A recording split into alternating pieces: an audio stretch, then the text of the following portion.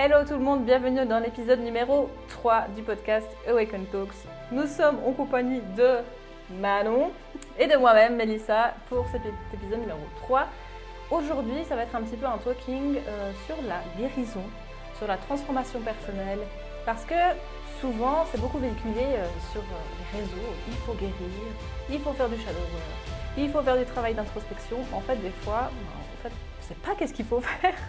Je me souviens, au début de ma guérison, j'étais là, ok, shadow work, ok, travailler ses zones d'ombre, ok, on fait comment en fait, en réalité. Donc aujourd'hui, on va un peu parler de ça avec Manon.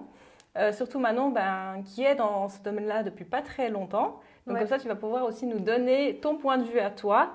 Et puis ton point de vue aussi sur ce que je fais, tu vois, ma pratique. Et au tout début, que j'ai commencé à faire ça, tu vois, qu'est-ce que tu t'es dit, voilà, vraiment d'avoir un regard extérieur à moi. Parce que vu que ça fait 5 ans que je suis là-dedans, des fois, pour moi, c'est hyper logique. Et pour les autres, pas forcément, tu vois. Donc je voulais échanger avec toi par rapport à ça. Volontiers. Et puis qu'on donne des prises de conscience aux auditeurs. Voilà, tout simplement. Donc déjà, je voulais savoir, pour toi, Manon, qu'est-ce que c'est la guérison ? C'est un peu flou, on va dire, parce que depuis longtemps, c'est toujours véhiculé le point de vue médical, médical terre à terre, si on veut. Ouais. Donc c'est vraiment soigner une blessure, soigner quelque chose, et on ne pense pas à notre bien-être à nous en intérieur, en fait. Donc la première chose qui me viendrait, ce serait vraiment de soigner une maladie, de soigner une blessure, mais physique, si on veut. Même si les maladies, on ne les voit pas toujours. Et puis maintenant, ça m'évoque vraiment plus le bien-être intérieur, d'être bien en soi, de se soigner, de prendre soin de soi surtout. Ce qui manque énormément et cruellement. Totalement. Oui, parce que quand on dit guérison, souvent, guérir d'une maladie, guérir d'un accident, donc au niveau physique, guérir, je sais pas, d'une fièvre qu'on a eue avec des médicaments. Donc à la base, c'était ça la guérison. Et puis aujourd'hui, on parle beaucoup plus de guérison personnelle, de guérison intérieure. Et je sais pas toi, en tout cas, moi, je me souviens quand j'étais plus jeune ou quand j'étais petite, quand on parlait de psy dans ma famille, c'était genre pour les gens qui avaient des gros problèmes, pour les gens qui en faisaient des caisses. C'était pas du tout démocratisé, genre en mode, c'était vraiment pour les gens chelous, la psychologie. En tout cas, moi, je me souviens que c'était vraiment un peu ça. Et c'est pour ça que la santé mentale n'a jamais été abordée, en tout cas quand nous, on était jeunes, tu vois, même à l'école ou comme ça, c'était pas du tout abordé. C'était quoi, dans les années... début des années 2010, donc c'était pas du tout abordé.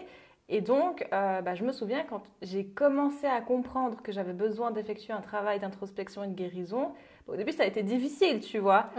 Étant donné que toute ma vie, on avait minimisé le fait que j'avais des traumatismes, que j'avais vécu des choses difficiles, en fait, pour moi, c'était pas nécessaire, tu vois, de faire un travail de guérison. Et je me demandais si toi, tu avais eu aussi cette impression-là. Moi, c'était, pour en revenir à ce que tu disais sur les psys, à un moment donné, mes parents avaient regardé pour en consulter un, justement, parce que ça allait plus du tout. Et en fait, pour moi, c'était impensable d'aller voir un psychologue, parce que pour les raisons que tu disais avant, c'est ceux qui avaient des problèmes lourds et tout, et je la mets, il n'y a pas ça, parce qu'en fait, il faut juste que vous m'écoutiez. Et une fois que vous m'aurez écouté, j'aurais pas besoin de voir un psy, il faut juste m'écouter. Et du coup, j'ai refusé. Ils en avaient parlé à mes sœurs pour voir un peu quel était aussi leur ressenti. Si elles accepteraient qu'un psychologue du coup vienne à la maison, vu que je refusais d'aller dans un cabinet. Et puis la réponse était pareille de mes sœurs, c'était non, hors de question, on veut pas. Et du coup, je n'ai pas vu de psy. Mais c'est vrai que c'est quelque chose qui était assez mal vu. T'avais quel âge ? 13 ans. 13 ans, ouais. C'est vrai qu'à l'école aussi, il y avait des psychologues d'école justement, mais c'était un peu les gens bizarres qui allaient là-bas. C'est horrible de dire ça, hein. Mais en plus à l'école, quand on a 13 ans, on est dans le début de l'adolescence, à l'école secondaire, au collège.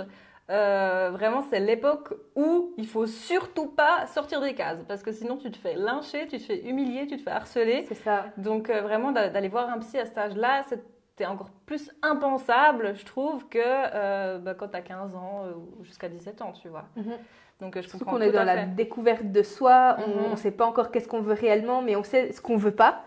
Et c'est hyper délicat comme période, mine de rien. Tellement. Et justement aussi avec Awaken, tu vois, une chose que j'aimerais vraiment pouvoir transmettre, c'est que apprendre à savoir qui on est, à se découvrir, ça devrait être une base pour tout le monde. Tu vois.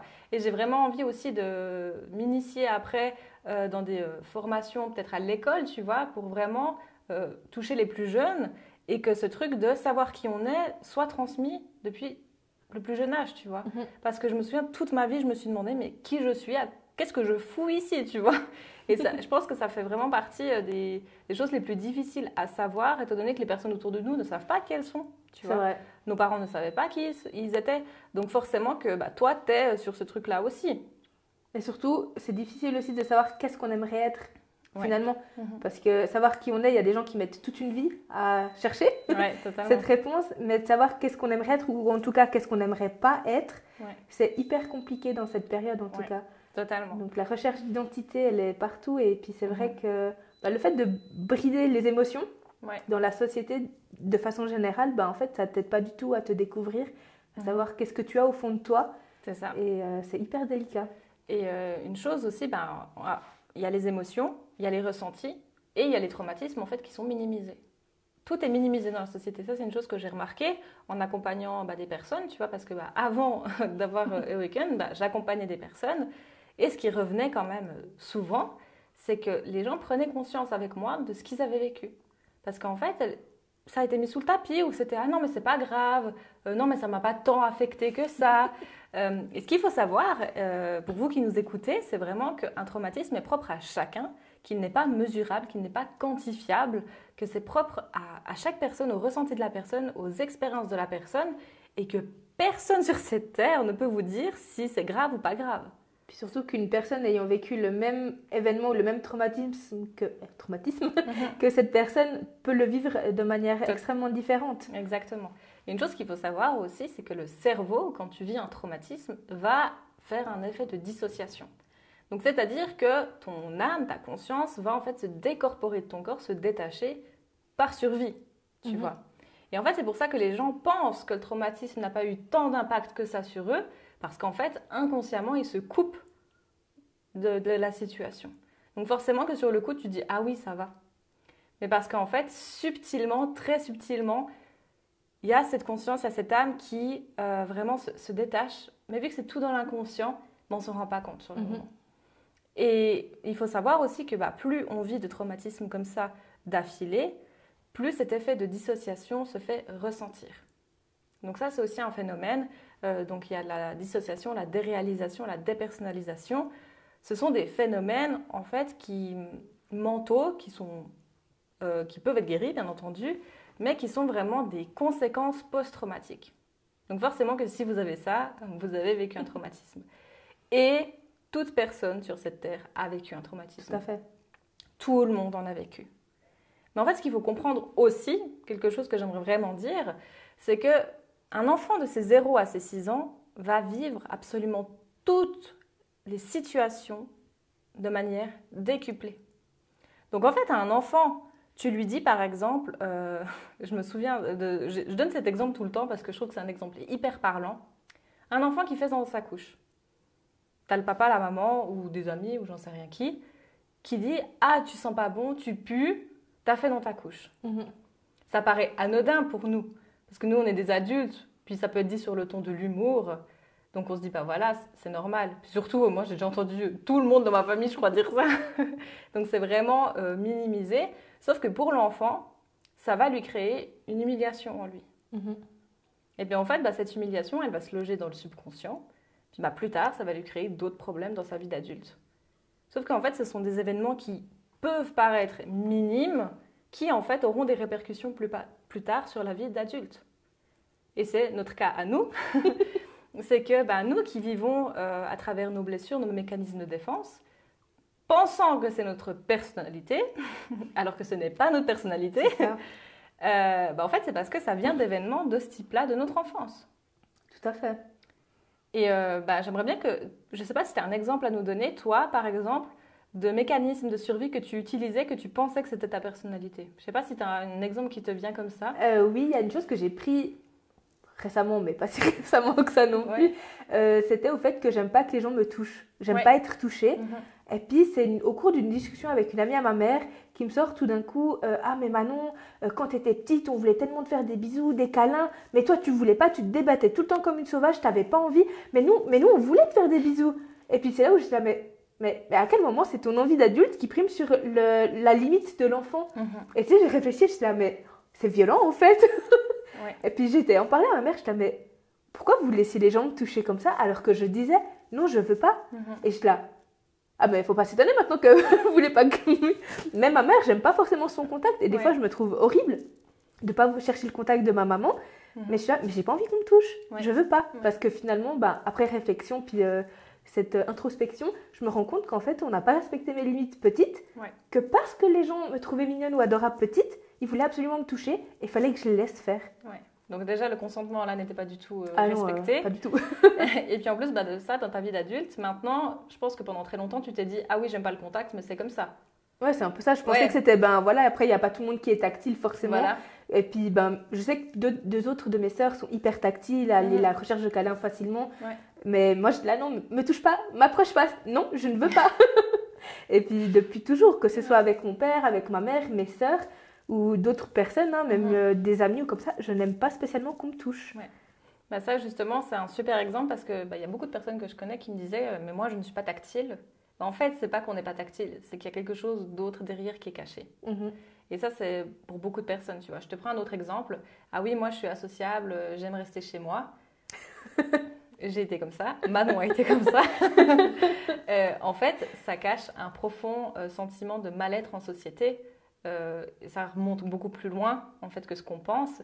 Mais toutes ces petites choses-là ne sont pas du tout des traits de personnalité, ce sont des mécanismes de défense. Ce sont des mécanismes de survie qu'on a développés pour survivre dans l'enfance, qui se répercutent à aujourd'hui.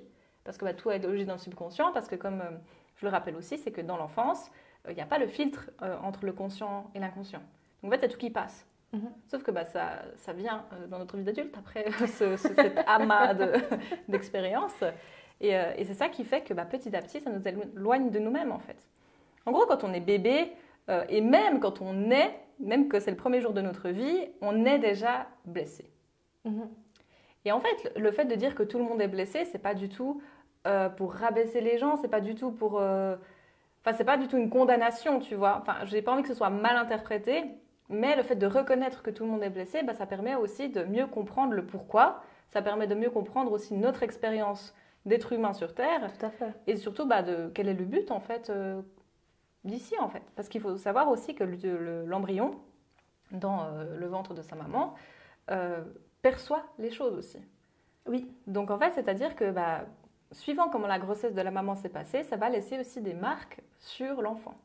Savoir si c'était la grossesse désirée ou non, déjà là. Exactement. Savoir si, par exemple, la maman était sereine, si la maman était soutenue, est-ce qu'il y avait des disputes dans son couple, enfin, toutes des choses comme ça. En fait, l'enfant vit avec la maman. Donc, en fait, son âme est déjà là, sa conscience est déjà là. Et du coup, il ressent tout. Donc, en fait, c'est super important de prêter attention à tout ça. Le but étant pas de se victimiser de « oui, j'ai vécu ça, alors c'est pour ça que je suis comme ça aujourd'hui ». Puis surtout après de mettre la faute sur la maman qui, à un moment, a peut-être ressenti un malaise ou quelque chose. Mais qui finalement a accepté l'enfant puis que tout se passe bien. Tout à fait. Ce qu'il faut savoir, c'est que quand on fait un travail introspectif et qu'on remonte à l'enfance, le but n'étant pas d'accabler ses parents, parce que nos parents, je le rappelle, font du mieux qu'ils peuvent avec ce qu'ils ont. Tout à fait. Mais le but étant de pouvoir mieux comprendre notre fonctionnement à nous en allant déterrer des choses qui nous sont arrivées pour comprendre nos mécanismes d'aujourd'hui et ensuite pouvoir les libérer. C'est ça le but en soi. Et en fait, c'est pour ça qu'on n'est pas nous-mêmes. C'est pour ça qu'on n'agit pas en tant que nous-mêmes. Et je sais que des fois, ça peut paraître abstrait de ne pas savoir qui on est. Souvent, je parle beaucoup de retrouver son identité profonde. Oui. Je pense que ça peut paraître abstrait pour les gens. Et je le conçois tout à fait. En fait, ce qu'il faut comprendre, c'est qu'on a vécu tellement de choses, tellement d'expériences, tellement de traumatismes, etc., que ça nous met des masques. On se forge des masques. On se forge ce qu'on appelle un ego. L'ego, c'est pas du tout être orgueilleux comme on peut le penser. L'ego, c'est vraiment l'enfant intérieur qui est blessé, qui s'est mis des masques. Et du coup, on agit à travers nos mécanismes de défense. Donc, par exemple, je vais prendre un exemple. Votre maman ne désirait pas votre grossesse, ne désirait pas être enceinte. Ça déclenche déjà une blessure du rejet parce que l'enfant ne s'est pas senti accueilli. Donc déjà là, il y a la blessure du rejet. Et qu'est-ce qui va se passer dans sa vie d'adulte ? Cet enfant va vouloir plaire absolument à tout le monde pour se faire accepter dans un clan. Donc ça va être la personne qui va toujours s'adapter. Ça va être la personne qui va tout faire pour ses amis. Ça va être la personne qui va faire par exemple des études pour plaire à sa famille. Ça va être la personne qui va choisir un métier pour plaire à sa famille. Qui va faire toujours en fonction de plaire et de complaire aux autres. Exactement. pour ne surtout pas être rejeté du clan. Parce que il a senti ça en étant bébé, in utero, et du coup pour lui c'est impensable de revivre ça. C'est pour cette raison qu'ensuite ça déclenche ce mécanisme-là. Et en fait, par la suite, quand on devient adulte, on a l'impression que ça fait partie de nous. Et que c'est un trait de personnalité. Exactement, étant donné que c'est ce qu'on a vécu depuis toujours en fait. Enfin, c'est vrai, c'est normal. Et ça peut faire peur de se retrouver. Ça peut faire peur parce que c'est l'inconnu. Mais c'est aussi des raisons pour lesquelles les gens ne veulent pas guérir, ne veulent pas faire de travail sur eux parce que c'est l'inconnu. Que la zone de confort, elle est confortable. Dans tous les cas. Voilà. Donc en fait, c'est pour ça que les gens n'investissent pas en eux-mêmes parce que c'est intangible, la transformation, tu vois. C'est pas quelque chose de matériel que tu peux toucher et tout, tu vois. Puis en plus de ça, il faut se faire confiance parce qu'il faut avoir confiance en soi pour travailler sur soi. Déjà reconnaître qu'on a besoin. Totalement. Rien que là, de faire le premier pas et de prendre cette conscience que peu importe ce qu'on a vécu, qu'il y ait, comme tu disais déjà dans l'autre podcast, le deuxième, qu'on ait vécu une enfance heureuse ou non, il y a quand même eu des choses qui ont eu des répercussions sur nous plus tard ou maintenant. Ouais. Et puis c'est déjà de s'en rendre compte de tout ça, c'est déjà énorme. Et c'est un grand pas de prise de conscience. Totalement. Et je ne sais pas si toi, Manon, tu pourrais nous partager une chose que tu faisais avant et qu'aujourd'hui tu ne fais plus grâce à une introspection que tu as fait sur toi. Je sais qu'il y a eu plusieurs petites choses. Je ne sais pas si tu en as une qui te vient en tête là maintenant. Là, dernièrement, c'est vis-à-vis de mes petites sœurs.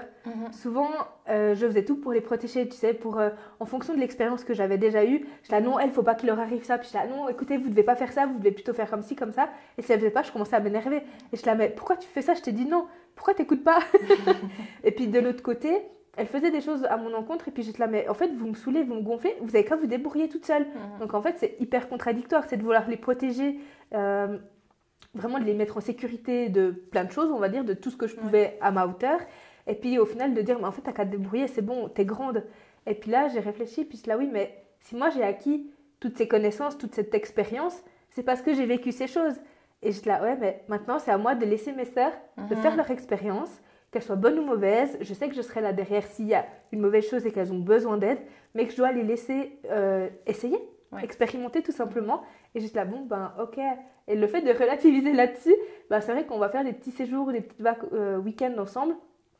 C'est plus détendu. Je suis moins sur elles et je suis moins constamment aussi à regarder qu'est-ce qu'elles vont faire, qu'est-ce qu'elles vont pas faire, si elles ont fait juste ou non. Mais des petits détails, des trucs bêtes finalement. Et je suis là, non, mais elles doivent vivre d'elles-mêmes. Il faut qu'elles testent.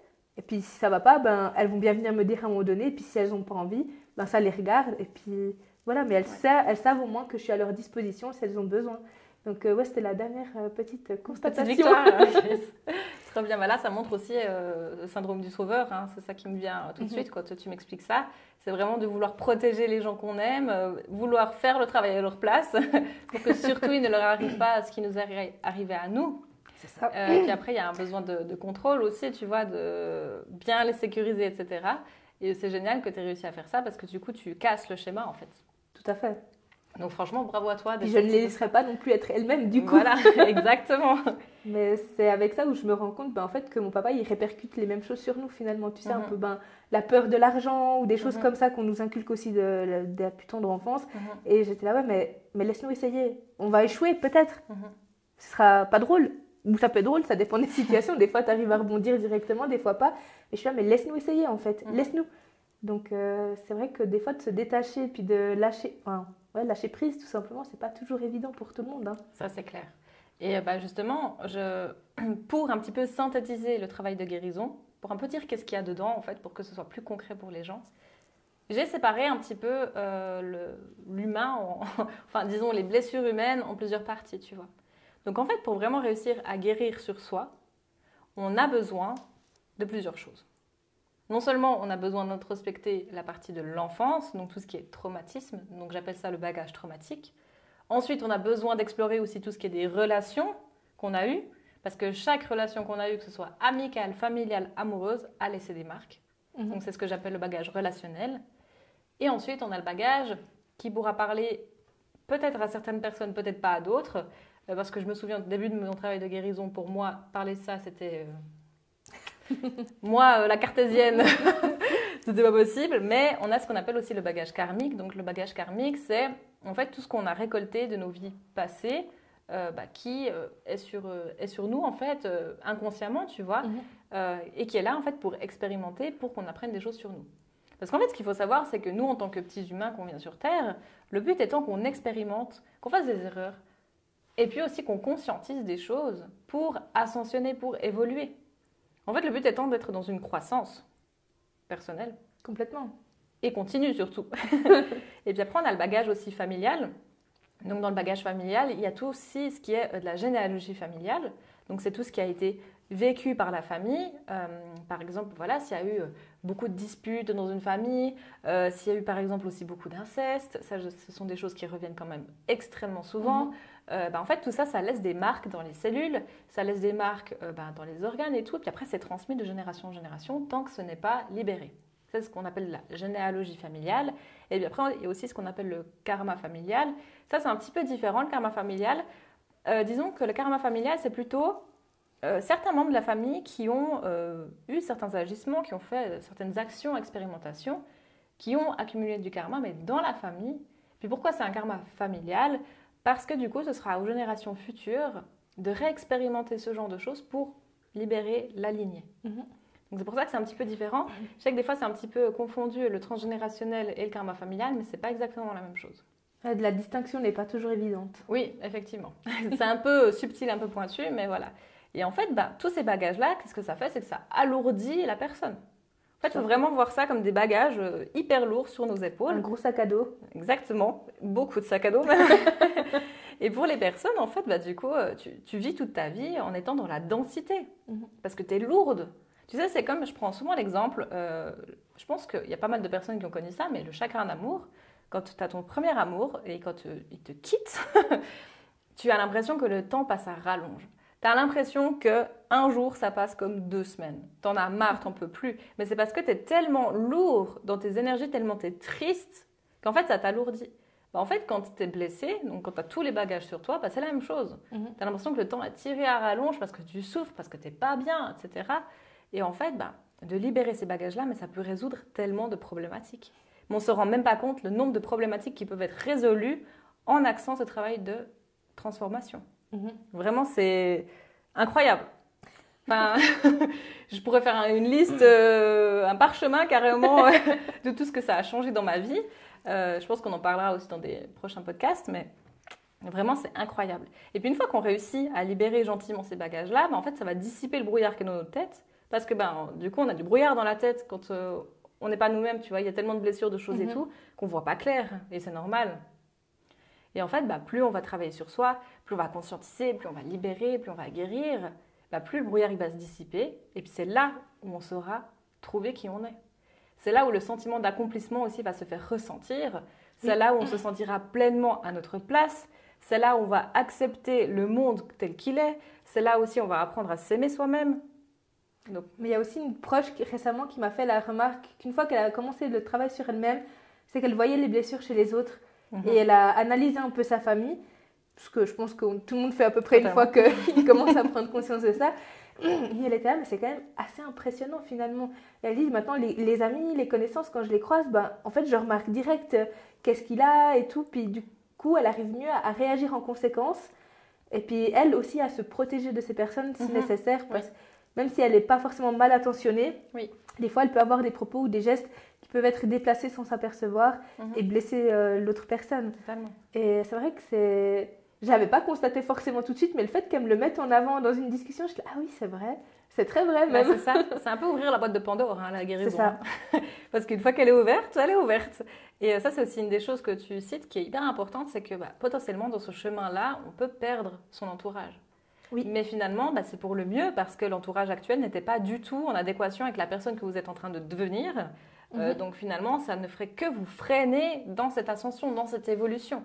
Donc c'est aussi important de savoir dire au revoir même à des personnes qu'on aime. Et peu importe qui c'est. Peu importe si c'est une relation de couple, peu importe si c'est des amis, de la famille, le but étant de vous prioriser. Et attention, ce n'est pas être égoïste, mais plus vous vous ferez passer en priorité, plus vous serez connecté à vous-même, et plus vous serez sain pour les personnes autour de vous. Surtout que c'est un détachement, finalement, je trouve, qui se fait très naturellement. Oui. Parce qu'on prend nos distances vraiment normalement, finalement. Et nos chemins ne se croisent plus parce qu'ils n'ont plus à se croiser.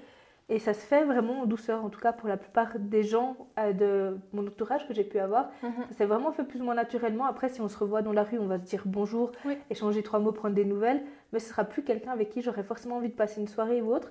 Mais c'est normal. Puis ça, finalement, l'autre personne, ça lui convient aussi parce que je ne lui conviens plus non plus. C'est ça. C'est vraiment savoir accepter que voilà, il y a des personnes qui ne feront plus partie de notre vie, que c'est comme ça et que c'est pour le mieux, en fait, pour chacun. Puis après, pourquoi pas, plus tard, peut-être que les chemins peuvent de nouveau se croiser et puis Tout à fait. On ne sait pas de quoi demain est fait. Mais en tout cas, c'est super important d'investir en soi et vraiment de le faire pour soi et pas pour quelqu'un d'autre. Ce ne sera pas pertinent comme travail sinon. C'est ça. Et par contre, de ce que j'ai pu constater parmi tous mes clients, c'est que souvent, il y a un événement qui fait que tu commences ton travail sur toi. Oui. Souvent, il y a un événement grave, souvent grave malheureusement, qui fait que ça te donne un déclic, ça te donne un électrochoc. Ça peut être un décès, ça peut être la rupture d'une relation, ça peut être un divorce, ça peut être une perte d'emploi, ça peut être une rencontre avec quelqu'un. Il y a tellement de possibilités, mais souvent, le travail de transformation, de guérison commence comme ça. Il se passe un truc. Et d'un coup, ça te réveille. Ouais, il y a un espèce de choc comme ça, et d'un coup, ça te réveille. Et après, c'est comme une boule de neige, en fait. Plus tu creuses, plus tu trouves, et plus tu continues. Et puis après, tu remarques, en fait, à quel point la vie est belle. Parce qu'en fait, le travail de guérison n'est pas égal. Je vais en chier, je vais en avoir marre. Alors oui, ça arrive, mais c'est l'expérience humaine, tu vois. Oui. Les sentiments plus lourds, ça fait partie du chemin. Mais il faut se dire aussi que c'est pas parce qu'on est en travail de guérison, parce qu'on guérit toute sa vie, que ça veut dire que tu vas forcément souffrir, que ça va être difficile. Au contraire, plus tu seras dans l'ouverture, donc c'est-à-dire plus tu seras OK de savoir des nouvelles choses sur toi que tu ne sais pas, plus tu te mets dans une position, tu sais, un peu de témoin, sans pour autant être à fond dedans, plus aussi tu arrives à accueillir, à être OK, parce que plus tu luttes, et plus ça va ressortir sous une autre forme. Et donc, on va venir sur comment guérir. Parce que je pense que c'est la question que tout le monde se pose. C'est par où commencer? Comment est-ce que je peux faire? Quelle méthode utiliser? Oui. Donc, sachez déjà qu'il existe un nombre incalculable de méthodes, qu'il n'y en a pas une qui est mieux que l'autre, que tout est complémentaire. Et je vous invite à essayer. C'est le mieux. C'est essayer, voir ce qui vous convient, ce qui ne vous convient pas. Et n'ayez pas peur de faire faux. N'ayez pas peur d'aller vers la mauvaise personne. Parce que quoi qu'il en soit, vous ressortirez toujours avec une expérience. En tous les cas. Pour dire, au début, j'ai rencontré je ne sais combien de thérapeutes où ça a été vraiment une catastrophe parce qu'en fait, ce n'était pas du tout ce que j'avais besoin, etc. Mais pourtant, j'ai quand même appris des choses sur moi. Donc, pour dire qu'il n'y a pas de juste, il n'y a pas de faux, tout est juste. Oui, il y a des justes, tout est juste. Il n'y a que des justes. Voilà. Donc, ce que vous pouvez faire déjà, c'est que si vous avez envie de travailler seul sur vous pour commencer, parce que peut-être que vous n'avez pas forcément envie d'aller voir quelqu'un, peut-être que vous n'avez pas forcément envie de débourser de l'argent pour ça tout de suite, je comprends tout à fait. Donc, ce que je vous conseille de faire, c'est de déjà faire un travail introspectif sur vous. Et comment on fait un travail introspectif sur soi avec du journaling? Disons que c'est une des méthodes, je trouve, qui est le plus efficace et que je recommande à tous parce que c'est accessible à tous. Le journaling, qu'est-ce que c'est? C'est le fait de s'auto-poser des questions. Donc, par exemple, admettons que vous voulez commencer à guérir sur vous. Vous écrivez sur votre carnet qu'est-ce que j'ai besoin de guérir? Et puis après, vous laissez aller. Vous laissez venir les messages qui viennent, vous laissez venir les images qui viennent, peut-être que vous aurez des flashs. Et plus vous allez pratiquer cet exercice, et plus vous aurez accès à votre subconscient. Je rappelle, le subconscient représente le 95% du cerveau, le 95%, tandis que la conscience représente le 5%. Dites-vous, tout ce que vous faites au quotidien, la plupart des choses sont véhiculées par le subconscient. Et c'est aussi pour ça que vous ne vous rendez absolument pas compte à quel point vous avez des mécanismes de défense, ce qui est totalement normal. Et une fois que vous sentez que vous avez atteint vos limites avec le journaling, que vous avez envie d'aller plus loin, je vous invite vraiment à aller consulter. Parce que c'est bien de faire les choses seul, mais c'est super important d'aller consulter parce qu'on a besoin de prendre de la hauteur sur soi. Parce que bien souvent, on pense qu'on a besoin de travailler une chose, alors qu'en fait, c'est tout l'inverse. Et c'est bien normal, parce que je vous rappelle que vous avez des mécanismes de défense qui sont mis en place, qui vont vous empêcher de guérir. Ça, il faut bien s'en rendre compte. C'est qu'on a des mécanismes en nous, parce que pour le subconscient, pour le cerveau, il va penser qu'il est en danger. Donc en fait, il va lutter contre la guérison. Donc, ça va lui faire voir les choses différemment, d'accepter de nouvelles expériences. Et puis l'enfant blessé à l'intérieur ne veut pas. Il veut nous protéger au maximum et de lâcher prise. L'inconscient déteste l'inconnu, déteste le changement. Donc en fait, il va tout faire pour vous auto-saboter et pour vous empêcher de guérir. Donc c'est pour ça que c'est super important de se tourner vers quelqu'un de qualifié qui pourra vous aider. D'ailleurs, chez Awaken, on a Julien qui est psychothérapeute.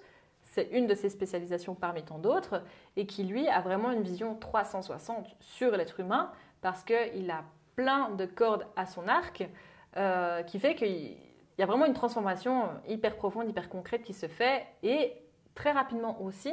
Après, bien entendu que ça prend du temps de guérir, qu'on guérit toute sa vie, mais c'est plus rapide étant donné qu'il va sur plusieurs points en une séance, il a d'autres visions, etc. Donc c'est très complet. Ça, c'est si vous voulez vous faire accompagner individuellement. Et si vous avez envie d'une autre forme de programme, de guérison, on va dire ça comme ça, on a des programmes chez Awaken qui sont vraiment des programmes à 360. Vraiment, c'est des programmes qui vont sur tous les aspects de l'être parce qu'en fait, dans les programmes, on allie non seulement la psychologie, on allie aussi les neurosciences, on allie aussi des méthodes holistiques. Pour les programmes plus avancés, il y a aussi tout ce qui est spiritualité, ésotérisme, karma. Donc en fait, on va vraiment sur l'entièreté de l'être. C'est ça qui apporte des réelles transformations et des réelles transformations profondes dans votre vie de tous les jours. Toutefois, on vous rappelle quand même que les programmes, c'est le 20%. Que nous, on vous offre les outils, mais qu'ensuite, le 80%, c'est à vous de le faire. Et surtout de le faire à votre rythme. Totalement. C'est le plus important, de ne pas se mettre de pression. Ouais. Peu importe les gens, à quel point ils peuvent avancer. Peut-être que sur 5 mois, ils vont prendre beaucoup d'avance et puis ensuite, ils pourront être bloqués. Il faut vraiment, et surtout, ne pas se comparer aux autres. Clairement. Ce n'est pas une compétition. Il n'y a pas besoin de se comparer. Et surtout qu'il n'y a pas... c'est pas linéaire, la guérison. C'est pas tu vas d'un point A à un point B. Non, non, non. C'est tu fais A, tu fais X, tu refais Z. Et en fait, vraiment, ça, c'est quelque chose qui a été très difficile à accepter pour moi. C'est que des fois, j'allais très bien, d'un coup, ça allait pas du tout. Des fois, j'allais très bien, des fois, pas du tout. Et c'est normal. C'est pas parce que des fois, on va moins bien qu'on régresse. Complètement. Ça, il faut vraiment s'en souvenir. Et donc, en fait, ces programmes-là, ils sont faits chez Awaken pour que vous puissiez évoluer au sein de Awaken et puis surtout aller à votre rythme. Si vous voulez vous arrêter au programme 1, vous arrêtez au programme 1. Comme ça peut permettre une flexibilité aux personnes. Tu vois, autant aux personnes qui veulent aller très loin sur elles peuvent aller sur 5 niveaux. Autant les personnes qui veulent juste faire un petit peu, elles peuvent rester sur les niveaux 1. Mais ce qui est beau, c'est qu'il y a aussi toute une communauté qui est mise autour de soutien, de partage et qui peut justement échanger les expériences, aider peut-être à comprendre quelque chose qu'on a vécu et surtout de se sentir soutenu dans ce chemin. Parce que c'est pas évident quand tout le monde autour de nous ne comprend pas pourquoi on entreprend ces démarches, qui pensent qu'on est complètement fou, que c'est pas comme ça que ça se passe, qui sont justement hyper cartésiens.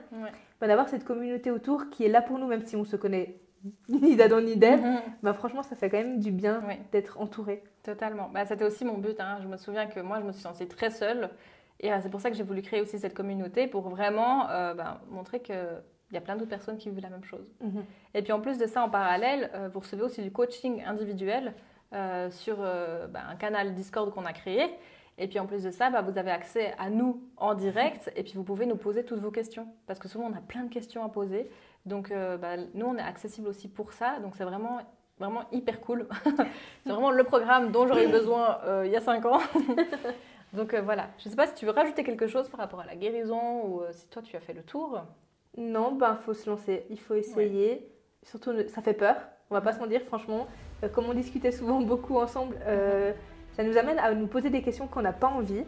Ça peut être désagréable, mais qu'est-ce que ça fait du bien. C'est clair. Donc non, faut se lancer, faut le faire. Ça ne peut faire que du bien. Totalement. On ne serait pas les personnes qu'on est aujourd'hui complètement si on n'avait pas entamé tout ça. Donc vraiment, peut-être qu'on vous montrera une fois des photos de nous il y a quelques années. Oh mon Dieu. Voilà. En tout cas, merci d'avoir été avec nous sur cet épisode. On espère que ça vous a parlé. Si jamais, n'hésitez pas à nous envoyer un message sur Instagram, un email, peu importe. Nous, on est là. Vraiment, on est accessible. On sait que des fois, les profils Instagram entreprises, ça peut faire peur. On peut ne pas oser envoyer un message. Mais sachez que nous, on est vraiment là pour ça. Donc n'hésitez pas à nous écrire. En tout cas, ça nous a fait très plaisir de partager cet épisode 3 avec vous et on vous retrouve à très bientôt pour la suite. Bye bye.